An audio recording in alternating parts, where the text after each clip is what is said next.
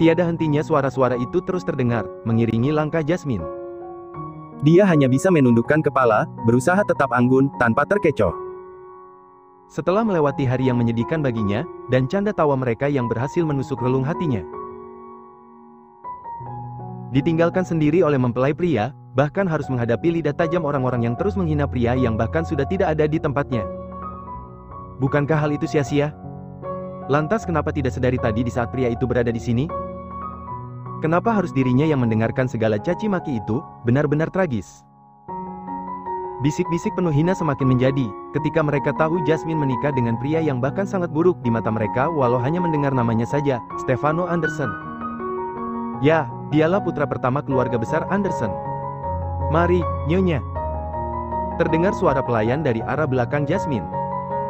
Jasmine mengikuti langkah pelayan itu dengan berat, tapi tiba-tiba seseorang menarik tangannya dan kemudian memeluknya erat. Liliana, sang ibu yang tiba-tiba datang memeluk putrinya itu. Dia melepaskan pelukan dan meletakkan tangannya di pipi Jasmine sambil berkata, "Putriku, boleh ibu titip pesan kepadamu?" Jasmine sudah tidak bisa menahan lagi. Bibirnya bergetar karena menahan tangis sejak tadi, hingga kemudian air matanya tumpah begitu saja. Liliana kembali memeluk Jasmine sambil berbisik, "Putriku adalah gadis yang hebat, jadilah istri yang baik untuk suamimu. Mungkin yang kamu lihat sekarang, hanya semua kekurangannya, tapi suatu saat kamu akan menemukan kelebihan pada dirinya, bahkan jika kelak semua orang tahu tentang kelebihannya, dan seseorang bahkan berlutut meminta kamu untuk meninggalkannya, jangan pernah kamu lakukan hal itu, karena kamu akan sangat-sangat menyesal melepaskan pria seperti dia." Liliana melepaskan pelukan, lalu dengan lembut dia mengusap pipi putrinya yang lembab dan basah. "Jangan berpikir kalau kau tidak beruntung karena pernikahan ini, suatu hari nanti mungkin tanganmu akan ditarik untuk pergi, dan di saat itu, ingatlah perkataan ibumu ini. Jadilah cahaya dalam gelapnya. Dan jadilah bintang untuk menemani malamnya. Jadilah teman untuk mengusir rasa sepinya. Tidak selamanya, tertusuk pisau itu bisa langsung membunuhmu," ucap tulus sang ibu, yang akan melepaskan kepergian putrinya setelah menikah. Tidak terlalu lama perbincangan itu, kemudian Jasmine beralih menatap ayahnya yang sedang berbincang dengan rekan bisnisnya. Jasmine begitu kesal melihat itu. Lalu Jasmine segera masuk ke dalam mobil. Jasmine masih mengingat, di acara pernikahan tadi dia hanya sendiri. Lelaki yang telah menjadi suaminya cepat-cepat dibawa pergi karena takut jadi bahan hinaan orang-orang.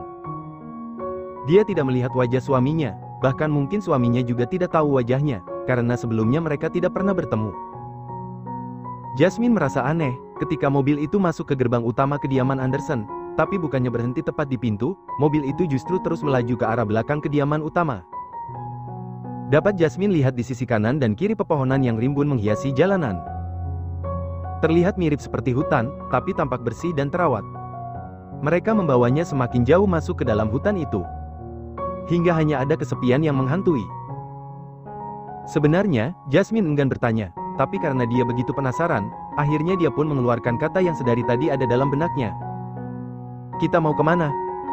tanya Jasmine menatap pada orang yang mengendarai mobil itu. "Tentu saja ke kediaman suami Anda, Nyonya." Jasmine benar-benar tidak bisa berpikir, niatnya untuk kabur kini sia-sia sudah. Bagaimana dia bisa kabur di tengah hutan yang luas ini, bahkan tidak ada sinyal di ponselnya. Mobil mengantarnya semakin jauh, menuju tempat di mana keramaian jarang sekali bahkan tidak pernah ditemukan. Jasmine mengintip keluar dari balik kaca yang ada di sampingnya, menyaksikan mobil yang semakin jauh membawanya masuk ke dalam hutan. Dia merasa tidak tenang, bahkan terus meremas kedua tangannya yang mulai basah oleh keringat. "Sebenarnya kita mau kemana? Kalian tidak serius kan saat mengatakan kediaman tuan muda kalian berada jauh di dalam hutan ini?" tanya Jasmine yang mulai panik. Sementara mereka yang mendengar pertanyaan Jasmine untuk yang kedua kalinya, mereka hanya diam saja, enggan menjawab. Di lokasi yang semakin jauh dari keramaian, ada banyak orang berseragam berdiri di depan bangunan megah yang mirip seperti kastil. Jasmine benar-benar tidak menyangka, sebelumnya dirinya tak percaya, jika di belakang kediaman Anderson ada hutan yang lebat dan panjang. Ya, walaupun hutan itu seperti terawat, tetap saja Jasmine merasa takut, karena dirinya belum pernah sama sekali datang ke sana. Dan juga tempatnya sangat sepi, pencahayaannya redup di malam hari, bahkan tidak ada satu kendaraan pun yang lewat. Tampak begitu menyeramkan. Belum hilang rasa tidak percayanya, kini dia berdiri di depan sebuah rumah mewah yang tampak seperti bangunan kuno mirip kastil. Sepertinya benar rumor yang beredar tentang putra pertama Anderson yang hidup terkurung seperti seorang tahanan, bedanya dia ditahan di tempat yang megah. Ibarat kata dia bagai burung di dalam sangkar emas. Setelah turun dari mobil, bukannya matanya berbinar, justru Jasmine merasa takut, matanya berkaca-kaca, jantungnya pun berdetak dengan cepat.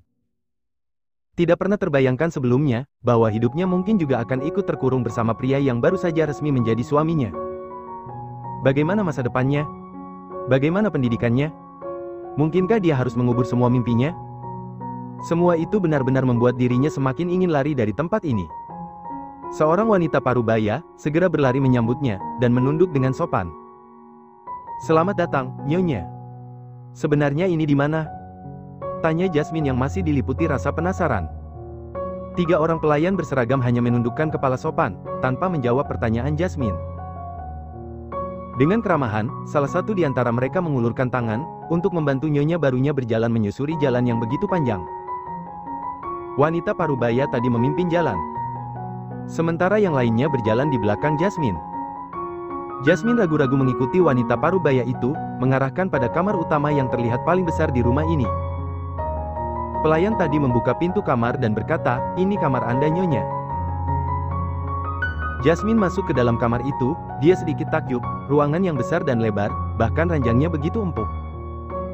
Tapi bangunan ini tidak ada cahaya yang cukup untuk menerangi malam yang mengerikan, tidak ada tanaman bunga, bahkan tidak ada warna, yang ada hanya kegelapan.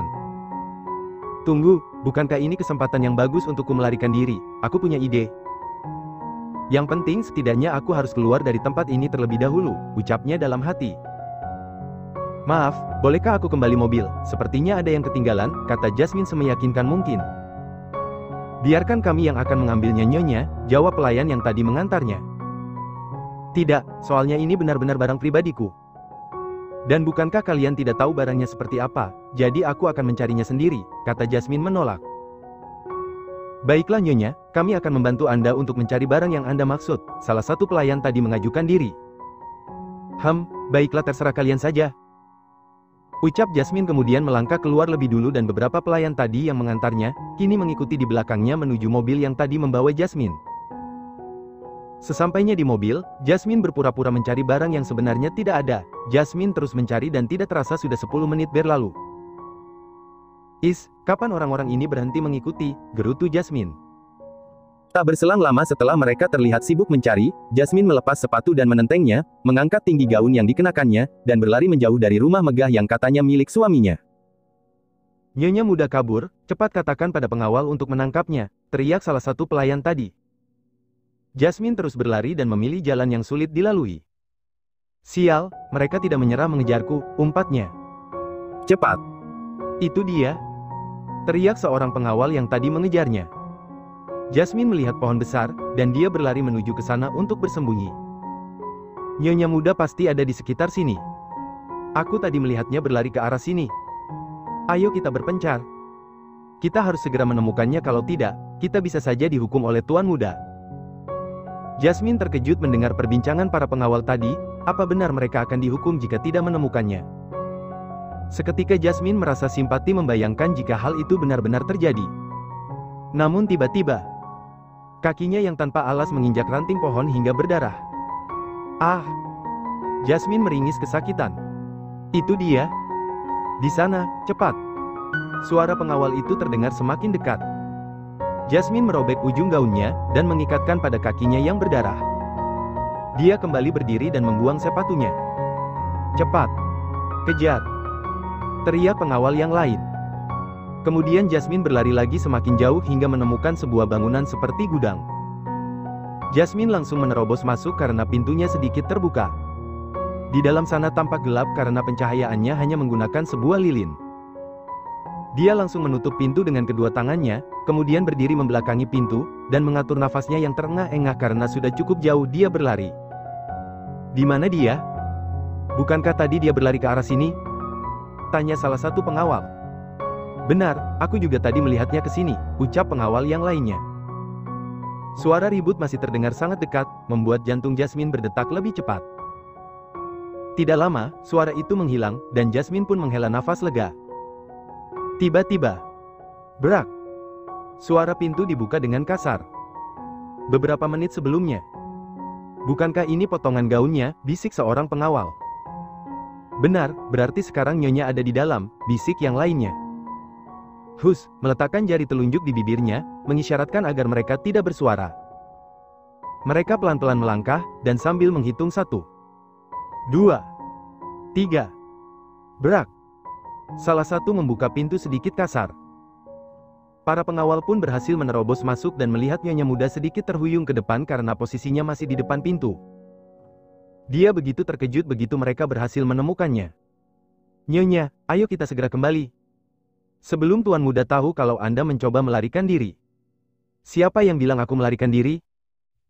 Aku hanya sedang berjalan-jalan, dan sedikit berolahraga, kakiku sedikit kaku, karena seharian ini terus berdiri menyambut tamu, jawabnya berkilah. Para pengawal yang lelah hanya mengiyakan jawaban Nyonya muda, dan segera memintanya kembali ke kediaman. Mari Nyonya. Ajak salah satu pelayan. Jasmine berjalan tergesa-gesa dengan mengangkat tinggi gaunnya dan juga tanpa mengenakan alas kaki. Benar-benar Nyonya muda yang tidak ada anggun-anggunnya sama sekali. Nyonya muda kemudian diam di depan pintu. Apakah kalian membawa sepatuku? Tanya Jasmine santai, padahal sebenarnya dia masih sangat terkejut karena pengawal bisa menemukannya. Ini Nyonya. Ada apa lagi Nyonya? Tanya salah satunya karena melihat Nyonya muda masih saja terdiam. Tempat apa ini?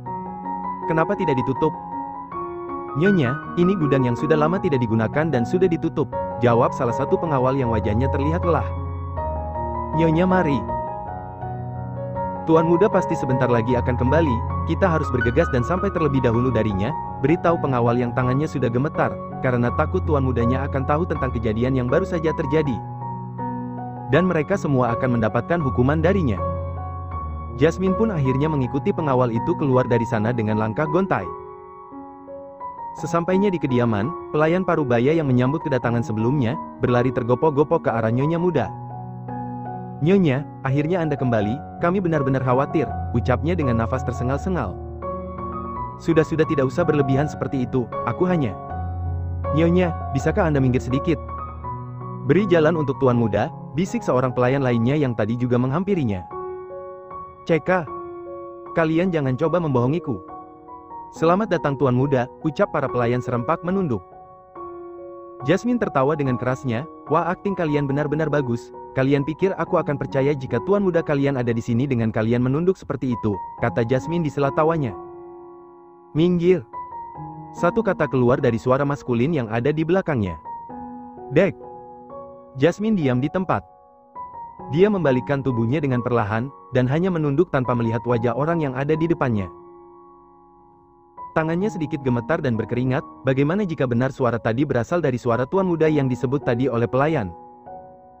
Dan bagaimana kalau pelayan mengadu kepada tuannya, bahwa dia sempat mencoba melarikan diri? Memikirkan itu membuat wajah Jasmine langsung pucat pasi. Tuan muda Stefano Anderson yang sekarang telah resmi menjadi suami Jasmine, duduk di kursi roda didorong oleh seseorang. Jasmine yang masih gugup dan masih saja menunduk, melirik seluruh pelayan tanpa terkecuali, mereka membungkuk hormat pada tuan muda yang datang entah dari mana. Jasmine pun yang melihat itu ikut membungkukkan badan, menyambut seseorang yang telah resmi menjadi suaminya. Padahal dia tidak perlu ikut menyambut dengan cara seperti itu kepada Stefano. Apa yang Nyonya muda lakukan? Para pelayan berbisik-bisik merasa aneh melihat yang dilakukan Nyonya muda mereka. Tuan, Nyonya muda sudah berada di sini, lapor seseorang memperkenalkan Jasmine kepada suaminya. Stefano hanya melirik Jasmine, dan dengan angkuh menyuruh orang yang sedari tadi di belakangnya mendorong kursi roda untuk segera berlalu tanpa menyapa sang istri. Gadis yang jorok, desis Stefano saat posisinya sudah lumayan jauh dari Jasmine. Apa katanya tadi? Bukankah kabarnya dia tidak bisa melihat? Gumam Jasmine. Jasmine berdiri tegak dari tubuh yang sedari tadi membungkuk, dan meletakkan kedua tangannya di pinggang. Dia bahkan mungkin tidak bisa melihatku, dan apa tadi? Dia bilang aku gadis yang jorok, kata Jasmine kesal. Nyo. Nyonya, ucap pelayan terbata, takut tuan muda mereka mendengarnya. Dia kira dia siapa? Aku ini istrinya. Dia bahkan tidak menyapa dan malah menghinaku setelah meninggalkanku sendiri di aula pernikahan seperti orang bodoh, dan bahkan tidak minta maaf atau sedikit merasa bersalah. Katanya dia tadi pergi karena tidak enak badan, tapi apa?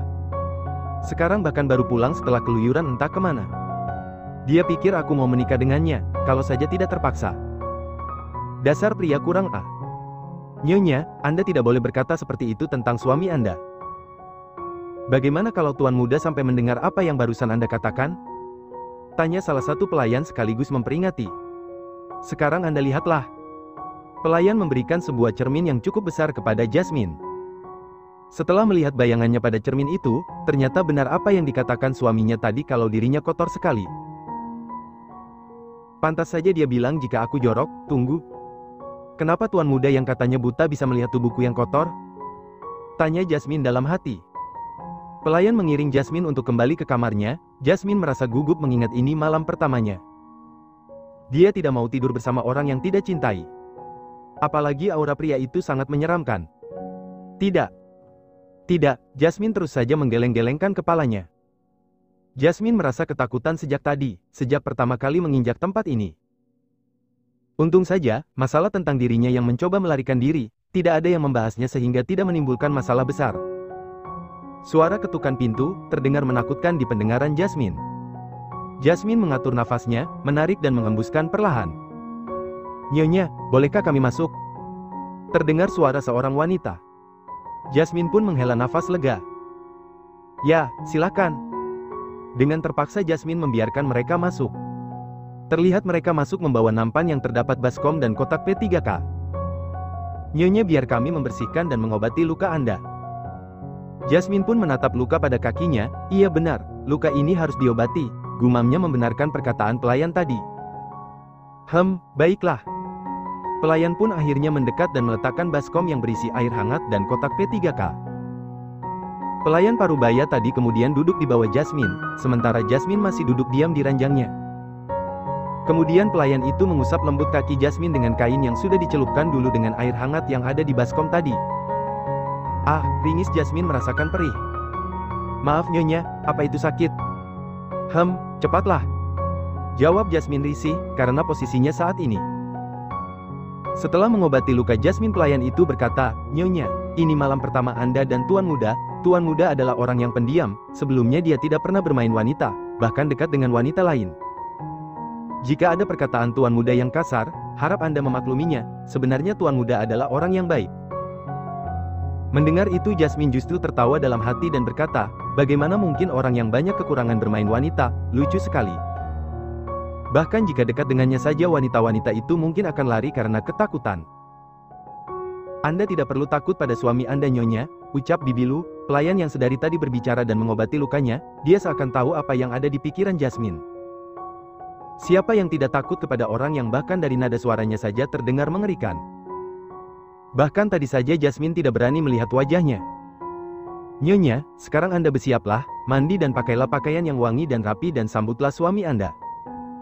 Karena ini akan menjadi yang pertama bagi Tuan Muda. Kemudian para pelayan pun keluar dari kamar Jasmine. Setelah tidak ada lagi orang di dalam kamarnya, saat itulah Jasmine merasa ketakutan. Terdengar suara jarum jam terus berjalan. Waktu demi waktu terus berganti. Bahkan hingga waktu menunjukkan tengah malam, Jasmine masih terdiam di atas tempat tidurnya bahkan tidak beranjak sedikit pun. Untuk mandi saja dia merasa enggan. Jasmine benar-benar merasa ketakutan, ingin rasanya dia lari, tapi pasti banyak pengawal yang berjaga, apalagi teringat kejadian tadi saat dia baru tiba di tempat ini, pasti penjagaannya diperketat. Dia terus menatap gagang pintu kamarnya. Hingga seseorang mengetuk pintu kamarnya. Apakah malam ini benar-benar akan terjadi?